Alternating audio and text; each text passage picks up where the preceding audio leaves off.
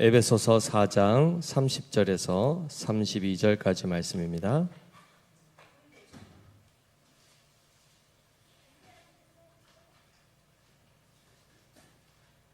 신약성경 314페이지 에베소서 4장 30절에서 32절까지의 말씀. 우리 오늘 본문 말씀은 한 목소리로 전체를 합독하겠습니다. 하나님의 성령을 근심하게 하지 말라. 그 안에서 너희가 구원의 날까지 인치심을 받았느니라.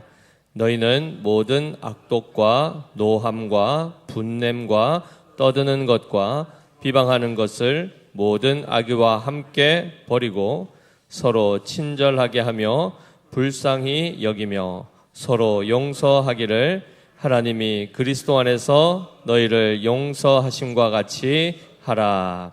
아멘. 네, 우리가 여러 시간 동안 이제 성령 하나님에 대하여 함께 배워오고 있습니다. 특별히 한국 교회가 성령에 대한 충분하지 못한 이해 또는 더 나아가선 왜곡된 이해로 인해서 어찌 보면 건강한 신앙을 세워가지 못했던 그런 과오들을 많이 범해 왔는데요. 말씀을 읽으면 읽을수록 말씀을 통하여 계시된 성령 하나님을 배우면 배울수록 우리가 기존에 알고 익혀왔던 성령님과는 좀 차이가 나는 것을 많이 깨닫게 되셨을 것입니다. 그렇죠? 그 가운데 특별히 오늘 본문에 하나님의 성령을 근심하게 하지 말라라는 이 말씀을 함께 살필 텐데요. 그 전에 성령 하나님이 도대체 누구신가를 많은 시간을 통해서 접하는 가운데에 오늘 이제 본문들을 쭉 나열할 겁니다. 다시 한번 복습하시면 복귀하면서 살펴보면 도대체 성령은 누구신가가 더 한번 정리가 될 것입니다. 특별히 우리 성령 하나님께서는 지성과 감정과 의지를 가지신, 좀 이게 표현이 적절하진 않습니다. 그냥 인격이라는, 이 펄슨이라는 인격체, 즉 누군가와 소통하고 또한 교류하고 교제할 수 있는 하나의 인격적 존재라는 것을 말씀하는데, 사실 성령은 하나님이시기 때문에 사람의 격이라는 인격이라는 표현은 사실은 합당하지는 않습니다. 그러나 그 지성과 감정과 의지를 가지고 계시는 어떠한 존재로서는 이 성령 하나님이 성경에서 잘 소개가 되고 있습니다. 고린도전서 2장 11절 순서대로 한번 띄워주십시오. 같이 읽겠습니다. 고린도전서 2장 17절. 여기에서는 지성과 감정과 의지 중에 어떤 것이 두드러지게 나타나는지를 함께 살펴보겠습니다. 고린도전서 2장 11절입니다. 네. 방송 되셨나요? 네, 됐습니다. 같이 읽습니다. 시작. 사람의 일을 사람의 속에 있는 영 외에 누가 알리오. 이와 같이 하나님의 일도 하나님의 영 외에는 아무도 알지 못하느니라. 자, 여기서 보면 하나님의 영이 나오고 하나님의 영 외에는 하나님의 일을 알 수 있는 존재가 없다고 하죠. 그러면 하나님의 영은 하나님의 일을 아시는 분이다. 무엇인가를 알기 위해서는 반드시 지각이 있어야 되죠. 그죠? 지성이 있어야 됩니다. 성령 하나님께서 아시는 분이시구나. 무엇인가를 알 수 있는 지적 존재이시구나를 우리가 살필 수 있습니다. 이어서 에베소서 3장 3, 5절 한번 띄워주십시오. 천천히 읽어보겠습니다. 시작. 곧 계시로 내게 비밀을 알게 하신 것은 내가 먼저 간단히 기록함과 같으니 그것을 읽으면 내가 그리스도의 비밀을 깨달은 것을 너희가 알 수 있으리라. 이제 그의 거룩한 사도들과 선지자들에게 성령으로 나타내신 것 같이 다른 세대에서는 사람의 아들들에게 알리지 아니하셨으니 라고 되어 있습니다. 이것은 곧 계시를 통하여 하나님의 그 뜻을 기록으로 성경으로 남겨준 것을 말씀하면서 특별히 그의 거룩한 사도들과 선지자들에게 이 그리스도에 대한 비밀의 계시를 나타내실 때 누가 하셨다는 겁니까? 성령께서 성령으로 나타내셨다. 한마디로 그리스도의 그 비밀을 성령께서 계시라는 방법을 통해서, 즉 나타내 보이시는 방법을 통해서 알려주셨다. 이렇게 말씀합니다. 한마디로 하나님의 뜻, 그리스도에 대한 모든 것을 성령께서 기록을 통하여 우리에게 알려주시는 분이시니까 당연히 그분은 지적 활동, 알아야 전하지 않겠습니까? 그래서 이 차원에서도 분명히 성령께서는 아시는 분이시고 또한 그것을 알리시는 분이시다라는 것이 나타납니다. 요한복음 14장 26절 한번 더 띄워주십시오. 요한복음 14장 26절 같이 읽습니다. 시작. 보혜사 곧 아버지께서 내 이름으로 보내실 성령 그가 너희에게 모든 것을 가르치고 내가 너희에게 말한 모든 것을 생각나게 하리라. 방금 읽었던 이 세 구절을 통해서는 성령 하나님의 지적 존재이심이 명확하게 드러납니다. 한마디로 아시고 알리시고 가르치시고 생각나게 하시는 분. 분명히 드러나죠, 그죠? 자, 그 다음에 로마서 8장 26절 한번 읽어볼까요? 시작. 이와 같이 성령도 우리의 연약함을 도우시나니 우리는 마땅히 기도할 바를 알지 못하나 오직 성령이 말할 수 없는 탄식으로 우리를 위하여 친히 간구하시느니라 라고 되어 있습니다. 자, 여기에 보시면 성령은 우리를 도우시는 분이시고 우리를 위해서 간구하신다. 이것은 행위죠. 이것은 당연히 의지를 얘기하는 겁니다. 성령께서 의지를 가지고 어떤 것을 행하시는 분이시다가 드러나고 그 가운데 특별히 말할 수 없는 탄식을 하시는 분, 애통해 하시고 아파하시고 그 마음을 쓰시는 분. 그러면 이 탄식은 어떤 것을 드러내는 겁니까? 지적인 영역입니까? 감정적인 영역입니까? 의지적인 영역입니까? 감정적이죠. 성령께서는 감정을 가지고 계신 느끼시는 분이라는 겁니다. 그래서 이어서 우리 오늘 본문에도 나온 것처럼 에베소서 4장 30절에 하나님의 성령을 근심하게 하지 말라. 성령께서는 때로는 근심하신다라는 표현까지 쓰면서 성령의 감정이 있음을 드러내고 있습니다. 그리고 끝으로 한번 살필 텐데요. 요한복음 16장 8절 우리가 지난 시간에 살핀 건데 이건 띄우지 마시고 제가 읽겠습니다. 그가 와서 죄에 대하여 의에 대하여 심판에 대하여 세상을 책망하신다. 성령께서는 책망하시는 분이십니다. 이건 이제 의지적인 부분이죠. 그리고 고린도전서 12장 11절 읽어볼까요? 시작. 이 모든 일은 같은 한 성령이 행하사 그의 뜻대로 각 사람에게 나누어 주시는 것이니라. 성령께서 행하시는 분이시다. 그리고 나누어 주신다. 뭘 나누어 준 걸까요? 고린도전서 12장 은사장이죠, 그죠? 각자에게 필요한 은사를 누가 나눠 주십니까? 성령께서 친히 나누어 주시는 분이시다. 또 사도행전 13장 2절과 4절을 한번 볼까요?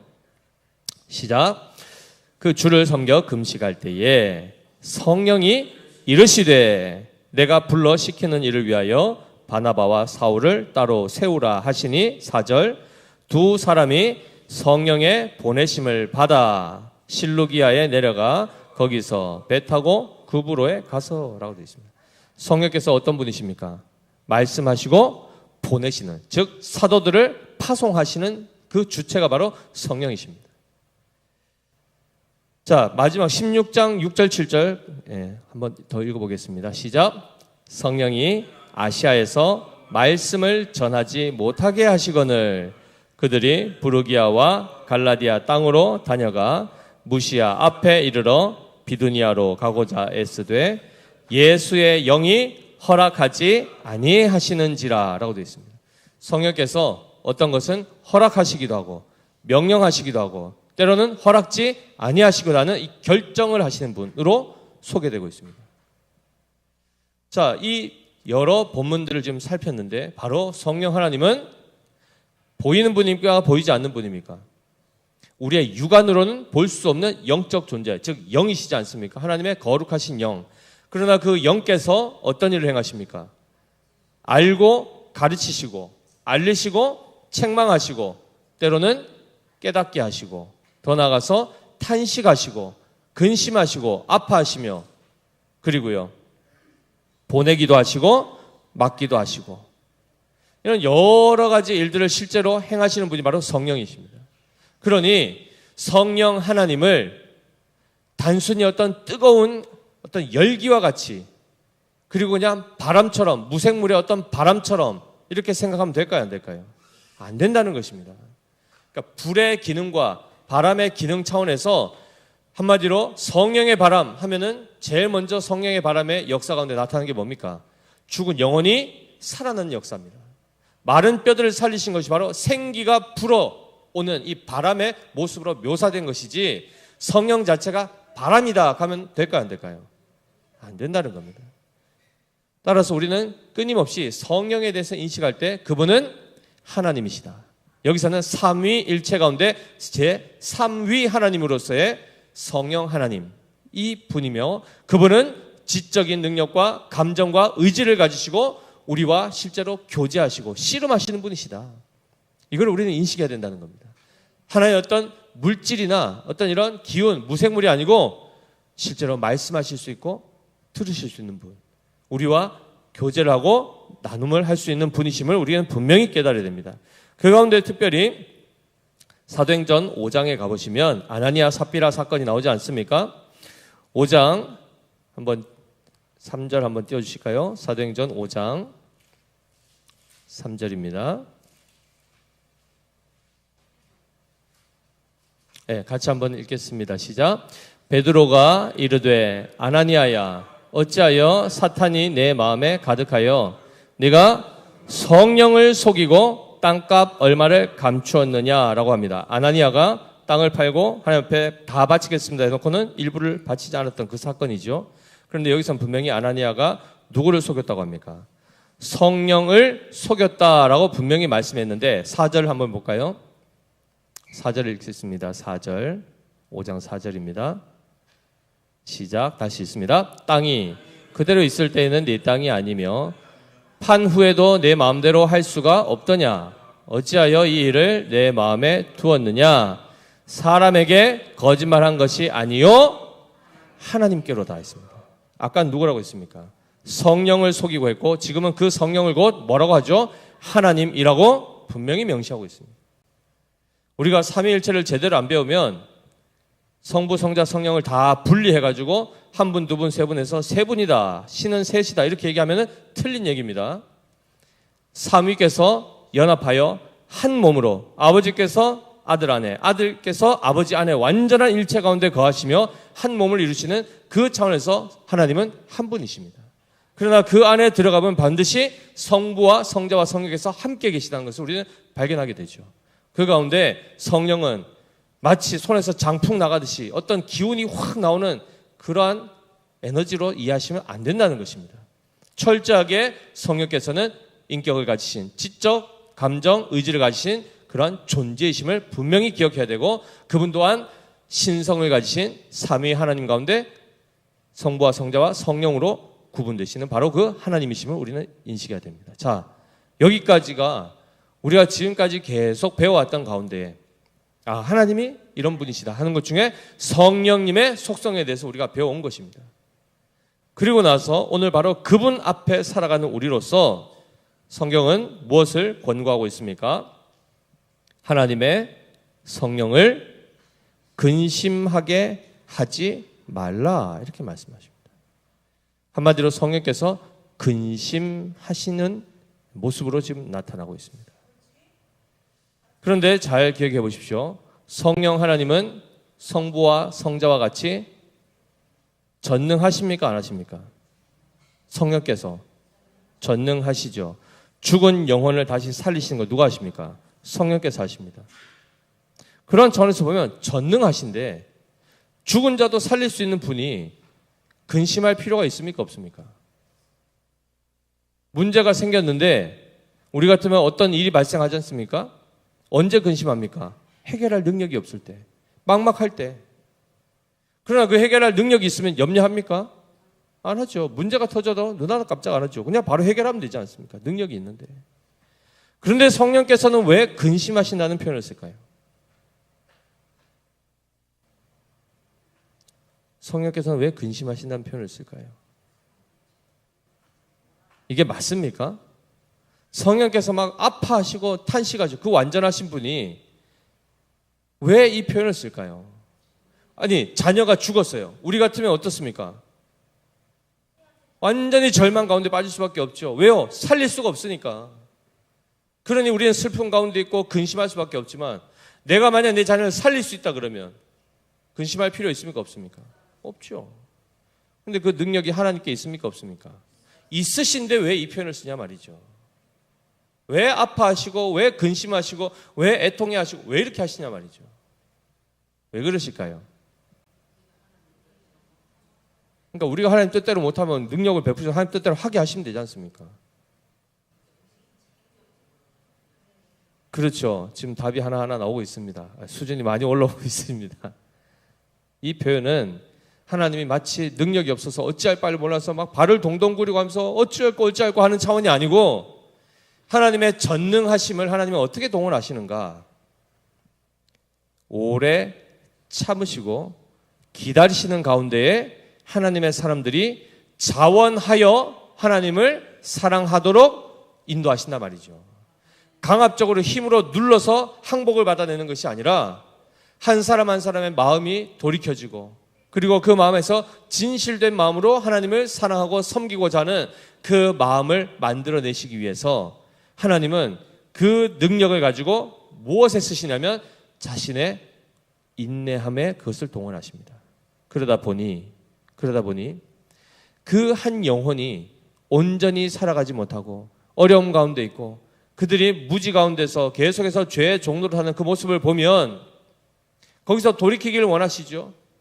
그런데 그것이 자원하여 그 은혜 안에 그 말씀이 깨달아지고 항복이 되고 그래서 자발적으로 진정으로 하나님 앞에 돌아오기까지 기다리시는 가운데 아버지의 그 마음, 그 부모가 기다리는 그 부모의 마음같이 그 마음을 가지고 그들을 대하신다는 것을 나타내기 위해서 이 표현을 쓰신 겁니다. 한마디로 이것을 신학적으로는 신인 동형론적 표현이라고 합니다. 한마디로 우리로 하여금 하나님의 마음을 잘 깨닫도록 하기 위해서 우리와 같은 표현을 써서 하나님의 마음을 나타내 보셨다는 겁니다. 능력이 없음도 아니요 무능해서 어쩔 줄 모르는 것이 아니라 우리 한 사람 한 사람이 바르게 되기까지 그들의 그것이 자원하는 마음 안에 빨리 돌이키면 좋겠지만 그렇지 않고 어그러지고 있을 때 그 애통하고 아파하는 마음, 그럼에도 끝까지 하나님이 그들을 하나하나 권면하시고 기다리시고 인도하셔서 결국 세워가시는 이 과정 가운데 하나님의 그 오래 참으심과 그 기다리심 가운데 아파하심과 고통, 그런 것들을 지금 표현하고 있는 것입니다. 자, 그러니 우리가 탕자의 비유를 보지 않습니까? 둘째 아들이 그렇게 유산받고 떠나가지고 멀리 떠났으면 부모 마음이 어떻습니까? 마음이 엄청난 재물을 가지고 떠났는데 소식이 들려오는 거 들어보니 다 탕진하고 방탕하고 그리고 비참한 삶을 살고 있고 조금 더 시간이 지나서 나중에 또 들려오는 소리가 뭡니까? 직장도 없고 일도 없어서 나중에 돼지가 먹는 열매도 겨우 지금 먹을까 하며 굶주리고 있다는 소식을 들었을 때 아버지 마음이 어땠을까요? 처음에는 어땠을까요? 괘씸하죠. 이것이 제 아버지가 시퍼렇게 눈 뜨고 살아있는데 유산을 달라고?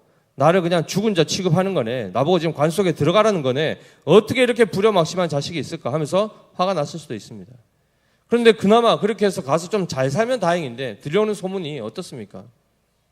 그 폐역한 자식이 지금 굶주리고 있다 하지 않습니까? 그럼 부모 마음은 어떻죠? 아이고 잘됐다. 그거 봐라. 하여튼 말 안 듣다가 그렇게 큰 저거 한다고 이렇게 됩니까? 애가 쓰이죠. 그날 저녁에 그 소식 듣고 나서 아버지가 밥 한 숟갈 뜰 때 그 밥 맛이 어떻겠습니까? 아무리 진수성찬이어도 모래알 같지 않겠습니까? 떠난 것은 자식인데 왜 아버지가 마음을 끓이냐 말이죠. 무엇 때문에 그렇습니까? 아들에 대한 애끓는 사랑 때문입니다. 무정하면 그 반응 안 나타납니다. 그러나 사랑하는 대상이 밥을 먹지 못하고 굶주리고 있고 고통 가운데 있다 그러면 그를 사랑하는 그 대상은 평안한 가운데 있지만은 마음은 녹아지는 겁니다. 녹아지는 것입니다. 차라리 내가 그 자리에 가고 그가 다시금 회복될 수 있다면 기꺼이 내 모든 것도 바치고 싶은 그 마음이 바로 우리 부모 안에 있는 그 자녀를 향한 사랑의 마음 아닙니까? 지금 이게 누구한테 있다는 겁니까? 이게 지금 누구께 있다는 겁니까? 성령 하나님 안에. 그러면 성령께 있으면 성부와 성자께는 없습니까? 있단 말이죠. 삼위일체 하나님 안에 계시지만 지금 우리 가운데 역사하시는 분이 누굽니까? 성령 하나님이시기 때문에 우리가 물론 속 썩이는 자녀도 자녀입니까? 아닙니까? 자녀죠. 그런데 우리가 바라는 것은 자녀가 속 썩였으면 좋겠습니까? 안 썩였으면 좋겠습니까? 안 썩였으면 좋겠는 것이 내 마음 편하자고 하는 요구입니까? 아니죠. 그가 훌륭한 자가 되고 그가 온전한 자가 되고 그가 성숙한 자녀로 훌륭하고 영광스러운 자녀가 되기를 바라는 마음 아닙니까? 맞지요?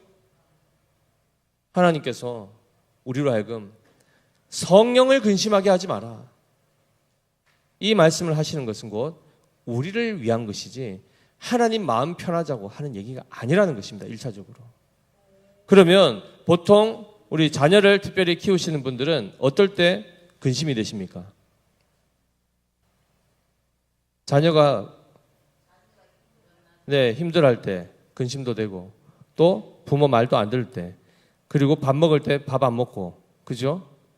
그리고 계속 단식 투쟁하고 자기 뜻 관철시키고 아니면 또 가출하고 방탕한 삶을 살고 이러면 부모 마음이 그냥 근심이죠. 그죠? 집만 나가서 눈에 안 보이기만 하면 무슨 사고 칠까 전전긍긍하지 않습니까? 하나님께서 지금 우리와 함께 하시면서 우리를 자녀 삼으셨다 했지 않습니까?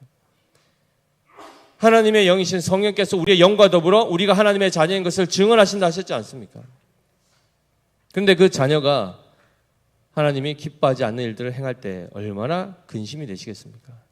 그 중에 가장 큰 성령을 근심케 하는 것이 바로 31절에 나온 것입니다. 같이 읽어보겠습니다. 시작.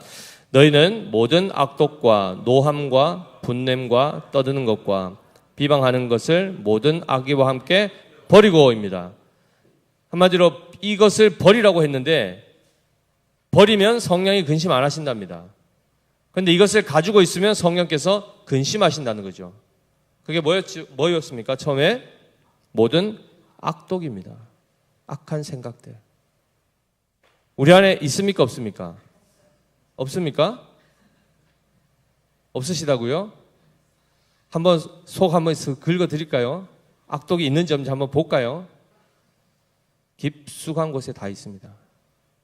어떤 분들은 거의 목구멍까지 있어가지고 금방 툭 건너면 툭 튀어나온 분도 있지만 어떤 분들은 누르가지고 저 속에 숨겨놨는데 마치 없는 것처럼 착각하지만 한번 시계 흔들어버리면 흙탕물처럼 다시 다 올라옵니다.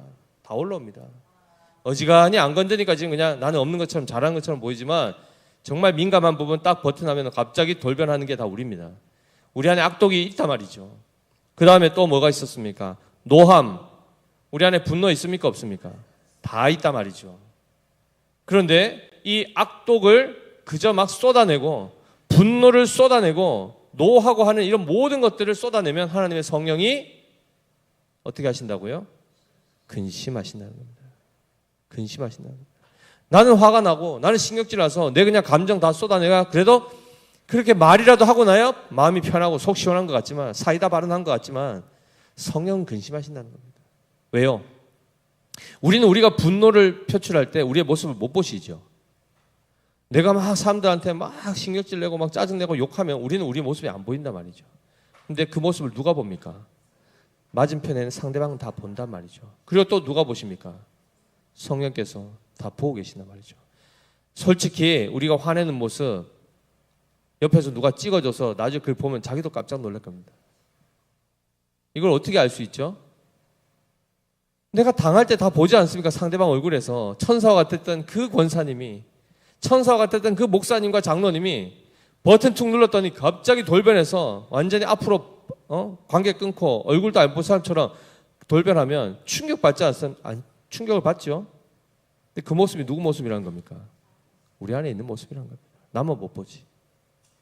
어제 수요일날 예배 끝나고 바깥에서 성도들 잠깐 교제하는데 저기 카페 주차장에 한 분이 전화를 하시다가 뭐가 속이 뒤틀렸는지 그죠?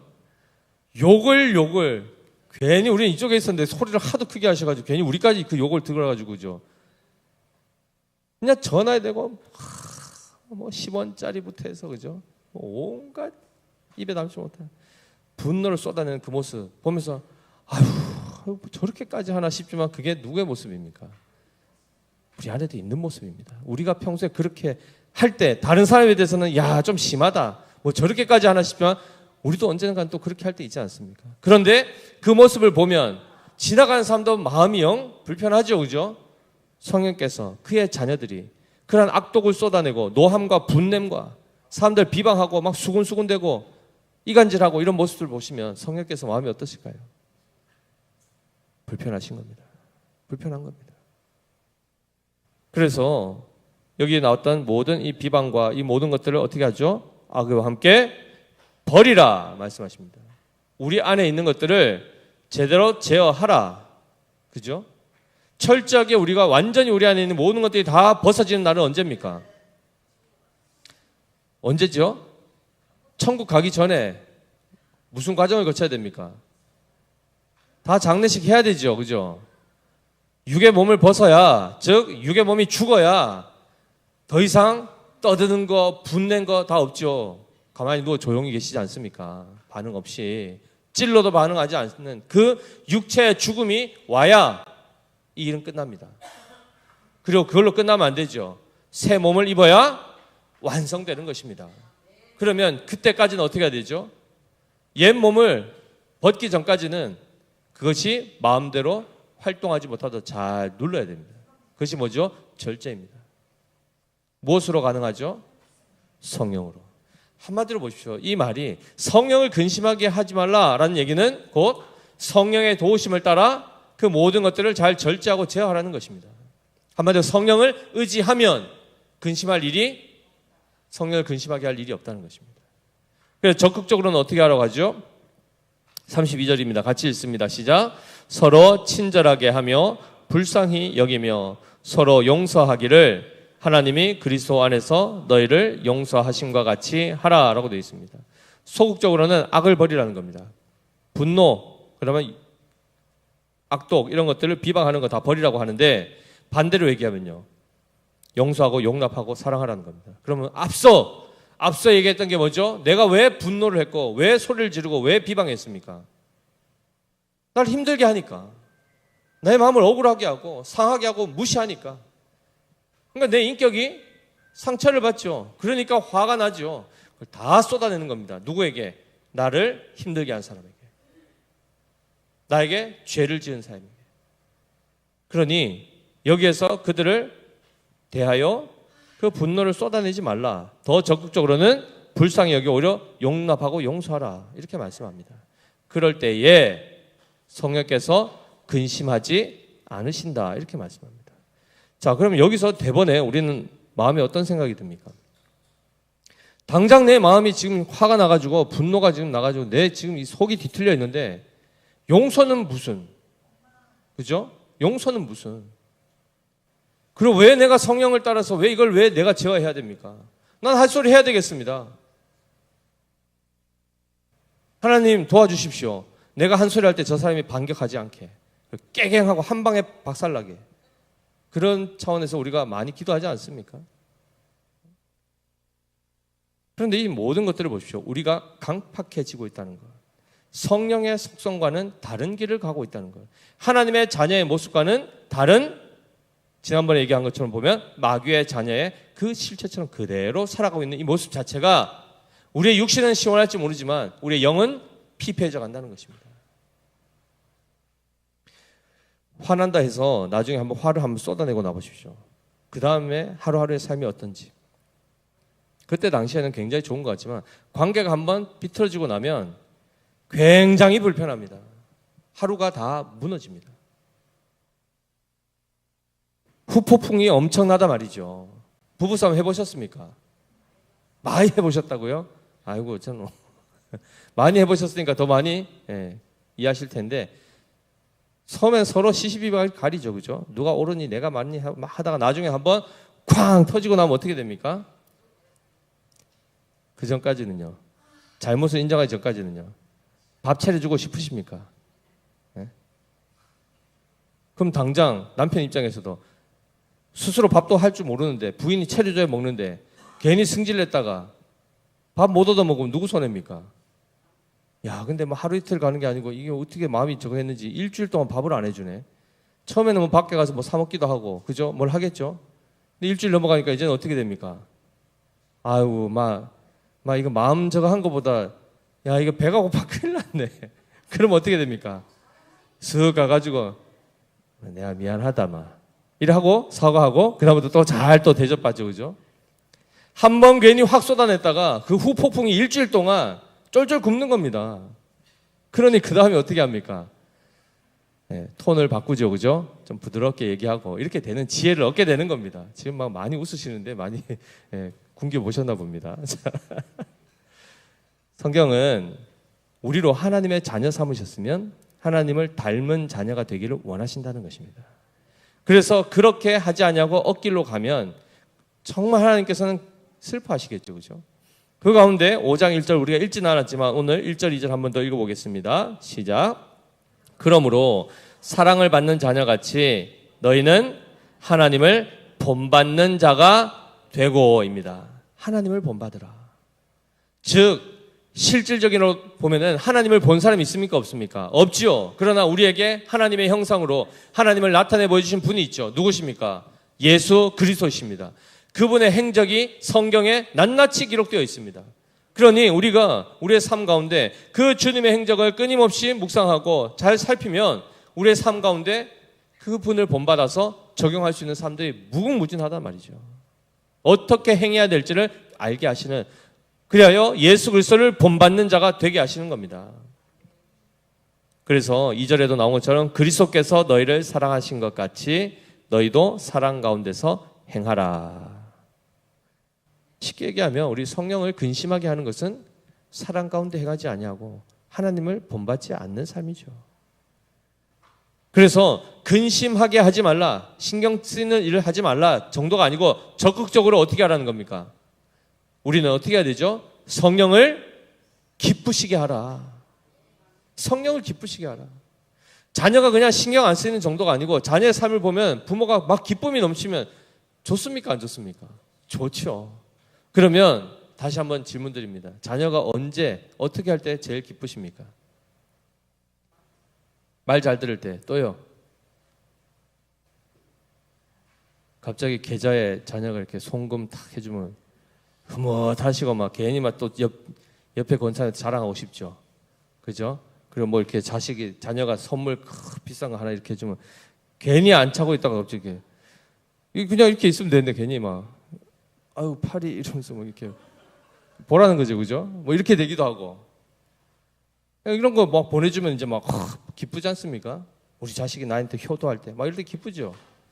그런데 진짜 기뻐해야 될 자녀의 모습은 뭡니까? 그렇죠.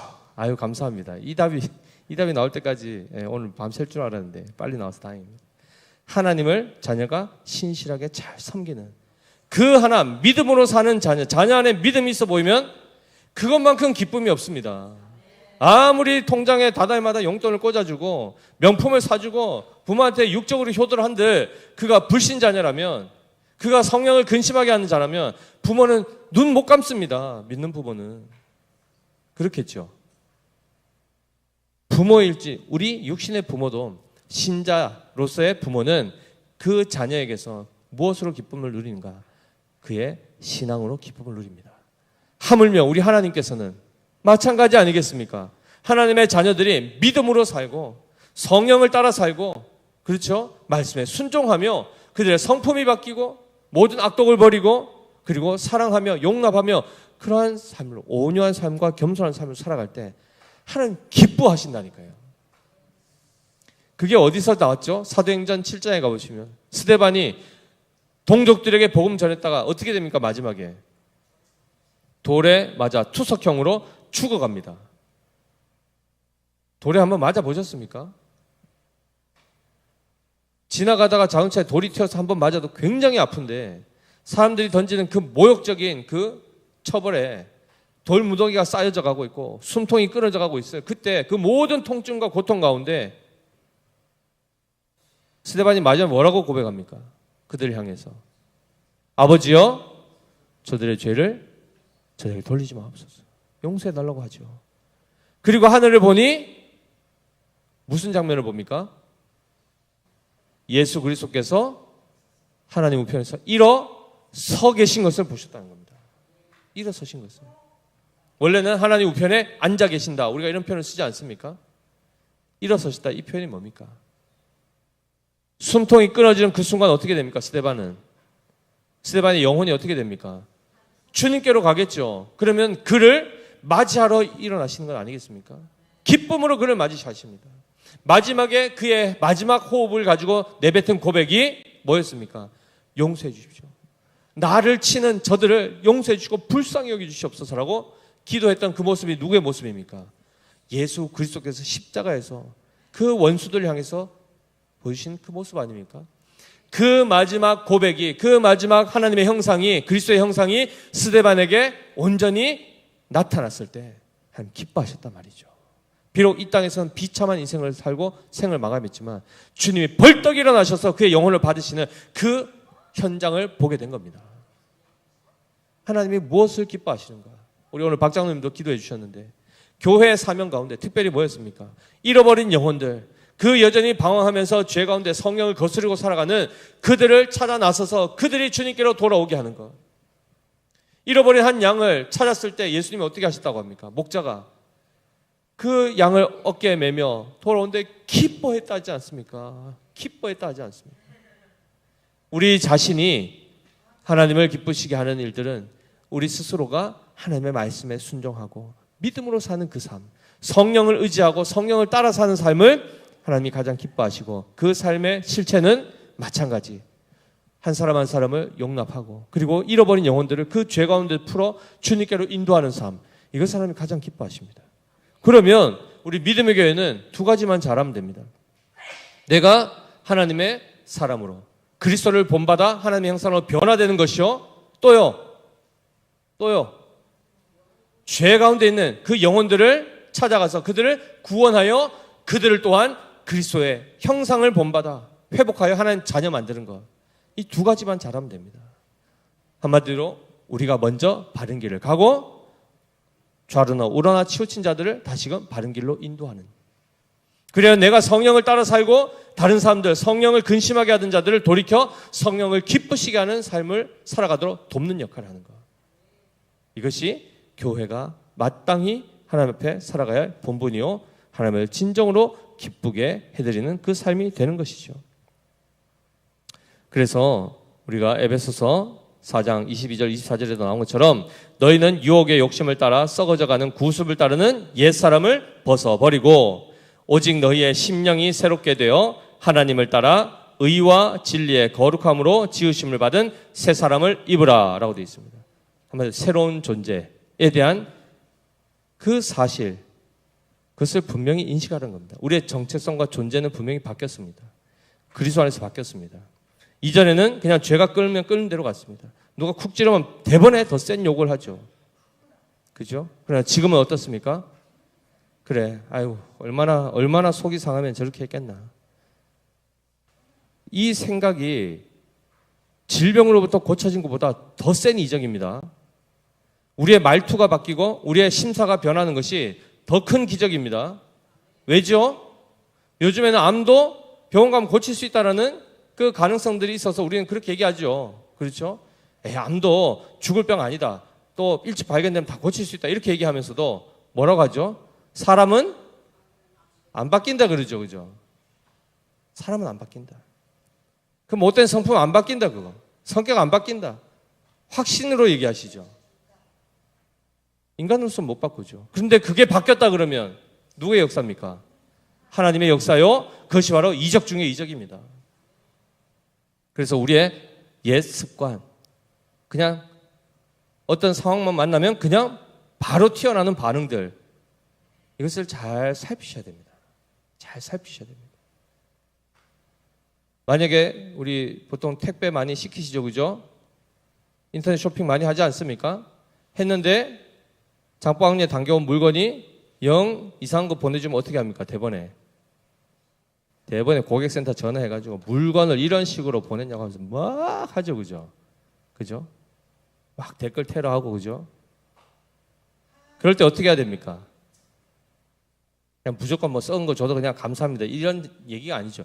그것을 그들도 고쳐야 될 게 있을 때, 정정할 때도 어떻게 해야 됩니까? 자, 갑자기 돌변, 자, 싸움 딱 모드로 확 해가지고 이제 막 다 붙어라 이러면서 막 쏟아내면 되겠습니까? 네? 내가 가만히 있으니까 아주 나를 만만하게 보내 하면서 막 내가 왕년에 내가 어떤 한번 보여줄까 이러면서 막 해야 됩니까? 그게 부끄러운 모습입니다.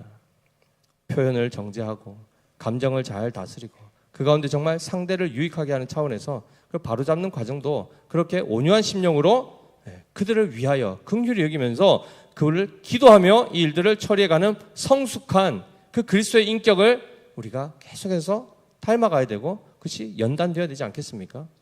그럴 때에 우리는 비로소 하나님의 성령을 근심하지 않게 하는 차원을 넘어서서 기쁘시게 하는 교회가 되는 것입니다.